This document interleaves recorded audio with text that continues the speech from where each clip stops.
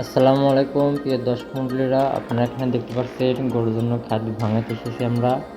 এখানে গম, ভুট্টা, পেড়া, ছোলা, অ্যাঙ্কার, আর খেসারি, আরও নানান ধরনের কিছু মিক্সড করে খাদ্য ভাঙানোর জন্য আমরা মেলে চলে এসেছি।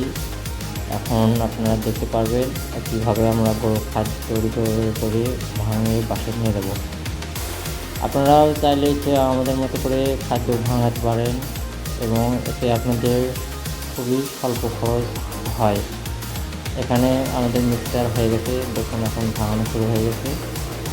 কীভাবে আমরা মেলে ভাঙাই, যেভাবে খাদ্য ভাঙানো হয় সব মিক্সচার করে হলারে দিয়েছি। এখানে মোবাইলটা ভিতরে ভাঙে হাউস দিয়ে দিয়ে হয়েছে এবং বাসায় নিয়ে এসেছি। তার সাথে ডিসিপি কিছু ধানের গুঁড়া দিয়ে মিক্স করব। এই জন্য আবার বাসায় নিয়ে এসে খাদ্যগুলো ঠান্ডা করার জন্য সরিয়ে রাখছি এবং এগুলো সব একত্রে করে মিক্সার করে আবার নতুন করে বস্তা প্যাকেট করব।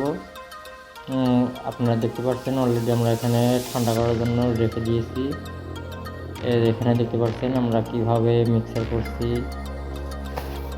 নিজের কাজ কখনোই ছোট নয়, কাজকে আপনারা সম্মান করতে শিখুন এবং কীভাবে কাজ করলে আপনারা খামারে উন্নতি করতে পারবেন, কীভাবে লাভবান করতে পারবেন, এটাই আপনাদের মূল টার্গেট। দেখুন আমাদের অলরেডি এখন মিক্সচার করা হয়ে গেছে।